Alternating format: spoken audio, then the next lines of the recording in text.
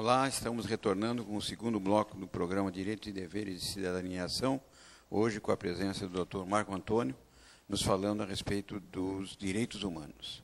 A doutora Tatiana, no final do primeiro bloco, havia deixado alguma questão em aberto a respeito da responsabilidade da participação da ONU na codificação dessas regras de proteção aos direitos humanos. Dr. Marco Antônio.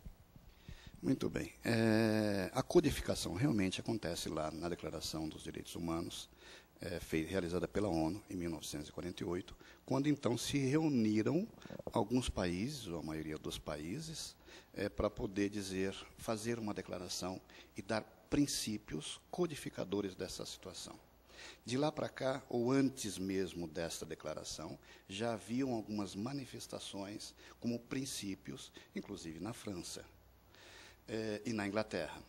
Trazendo um pouco mais agora, nós vamos falar que está muito presente hoje para nós na Declaração de Costa Rica, que é o chamado Pacto de São José da Costa Rica, que lá também define uma série de princípios. O Brasil adere a esse pacto lá em 1992, pacto esse que, embora exista desde 92, pouco ou quase nada é respeitado dentro das nossas decisões judiciais.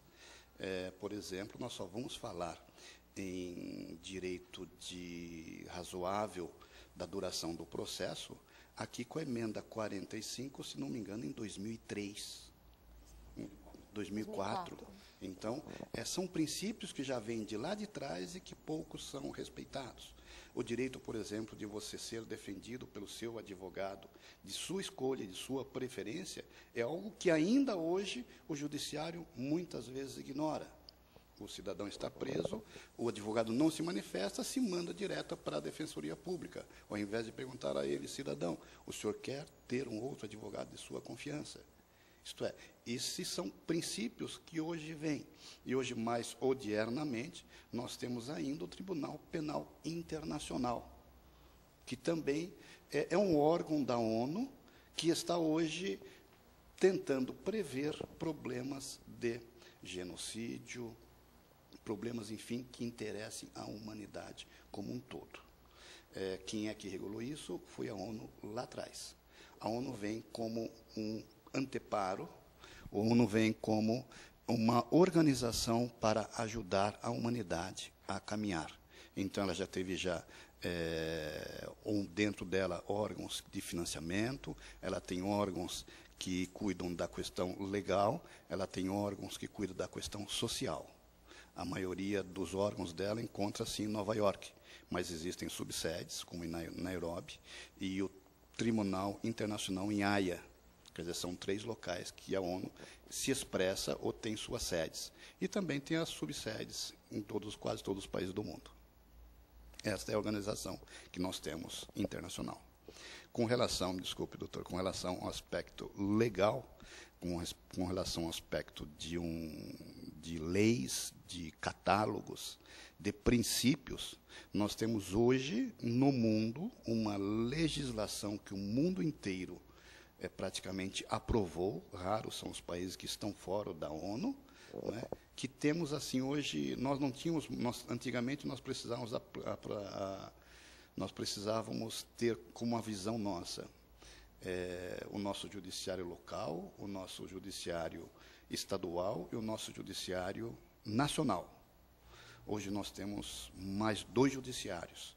Nós teríamos o judiciário das confederações, das comissões de direitos humanos lá na ONU, e nós temos ainda 2 tribunais internacionais aos quais nós nos vinculamos como direito internacional. Bom, entender essa estrutura da ONU para a gente é importantíssimo, principalmente com relação a esses tribunais. Mas trazendo um pouco mais a nossa realidade, até para as pessoas aqui, Guarulhos, Ordem dos Advogados, nós observamos que a Comissão de Direitos Humanos vem sendo bastante atuante, principalmente com relação à questão de mortes e desaparecimentos de alguns jovens aqui dentro do nosso município.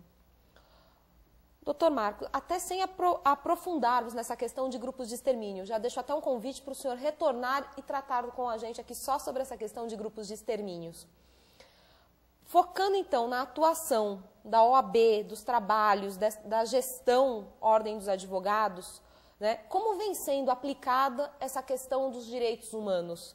Eu falo até ampliando como questão de segurança pública, prevenção dos direitos fundamentais, dignidade da pessoa humana, já que amplia esse rol a questão dos direitos humanos. Vamos, para poder entender isso, vamos falar um pouquinho de Ordem dos Advogados. A Ordem dos Advogados não é, nós somos os 3 advogados, não é uma organização hierárquica, uma organização que cada um tem a sua plataforma, cada uma tem o seu modo de agir. Ordem dos Advogados são todos advogados unidos num espírito de justiça. Essa é a definição minha, por favor. Sim. E nesse espírito de justiça, nós construímos essa defesa social, essa defesa dos direitos humanos. Essa construção passa lá atrás, pelo meu antecessor, quando eu assumi a Comissão de Direitos Humanos, com o Dr. Fábio de Souza, que hoje é presidente da subseção. Vai aqui com o Dr. Adilson, hoje presidente. Lá atrás, Fábio de Souza trabalhou muito essa questão da violência nesta cidade. Houve aí, inclusive, a relatora da ONU que veio para poder entender um pouquinho esse quadro de violência nossa. Eu também peguei um pouco disto. Adilson hoje volta a ver essa violência insuflada, muitas vezes, ou na maioria das vezes, não divulgada, mas a violência está aí. Então, o papel da ordem qual é? É estar presente e agir quando necessário.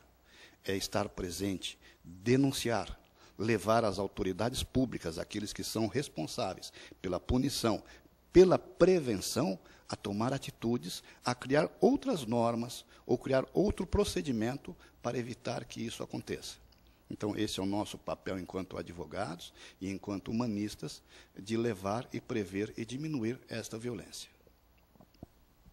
Doutor Marcos, são frequentes as notícias na cidade a respeito de problemas que ocorrem lá na Fundação Casa, né, onde são abrigados os menores em situação de alguma prática, de algum delito, alguma infração disciplinar. Conflito com a lei. Exatamente. Né?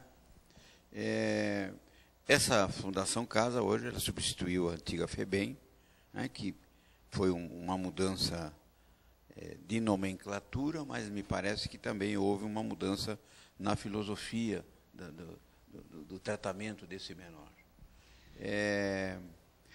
Como é que está o funcionamento dessa Fundação Casa hoje? Ela atende à finalidade, ela merece um estudo, uma reestruturação? Como é que está o trabalho nesse sentido? E como é que os advogados podem interferir, podem atuar e podem, inclusive, colaborar no sentido de melhoria do atendimento e, logicamente, no relacionamento das pessoas humanas? Eu volto, doutor Clóvis, a falar exatamente no papel dos direitos humanos. A construção de um pensamento humano, ele passa da forma de tratamento que se dava ao problema do menor. O menor infrator, ele é uma realidade. Nós vamos dar uma outra construção, um paradigma de construção com relação à necessidade, ao respeito que deve ter os direitos humanos. Lá atrás nós falávamos em cidadão viciado ou aquele usuário de droga que era tratado como um criminoso. Hoje nós tratamos como um problema social. Assim também o menor. Porque esse menor ele vai para uma instituição, ele vai antigamente para uma FEBEM, onde deveria ficar num determinado tempo e voltar à sociedade. Ele vai depender muito do tratamento que ele recebe lá para voltar à sociedade e ter o direito de escolher, de continuar na sua senda ruim ou então se emendar. É esse o papel da instituição.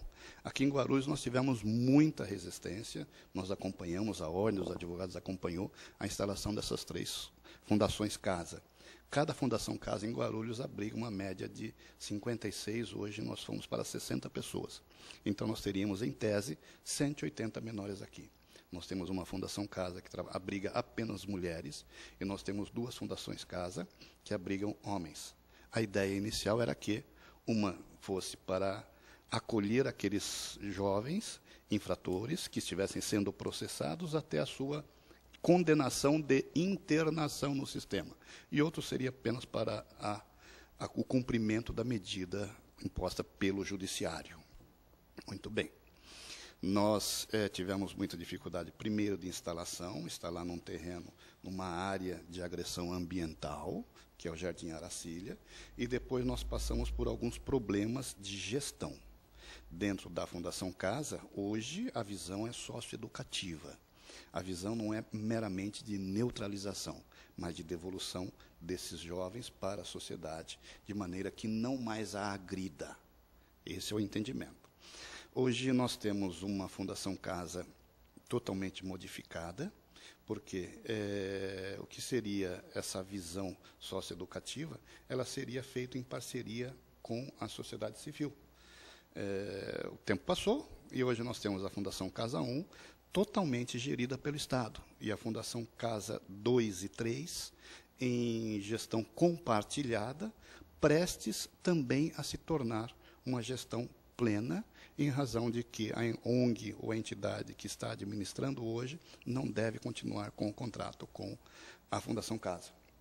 Na nossa simples visão, nós, sociedade, deveríamos tentar apoiar a continuidade desta gestão compartilhada, porque é como a sociedade melhor se coloca. Não que o tratamento seja diverso, mas é mais fácil a sociedade estar lá dentro. É preciso que, independentemente do Estado, a sociedade civil esteja lá para saber, entender e acompanhar toda essa movimentação.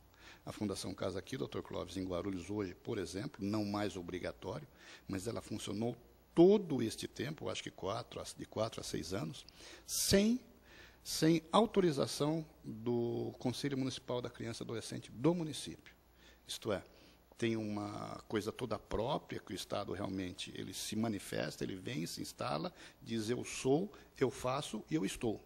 Mesmo que a sociedade não queira, sociedade organizada, CMDCA, entenda que não está bom. Por isso que hoje nós temos esse problema seríssimo em Guarulhos, que é, de repente, as 3 fundações passarem a ter uma gestão plena. Isso é algo...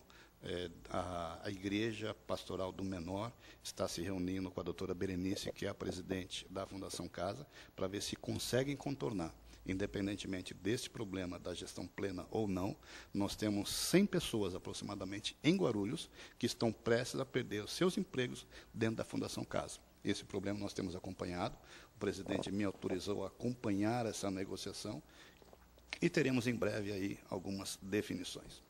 Doutor Marco, vamos voltar no próximo bloco falando com relação a essa gestão plena, essa gestão compartilhada e até as entidades, a sociedade civil, a igreja, atuando junto à Fundação Casa. Mas nós temos que ir a um breve intervalo.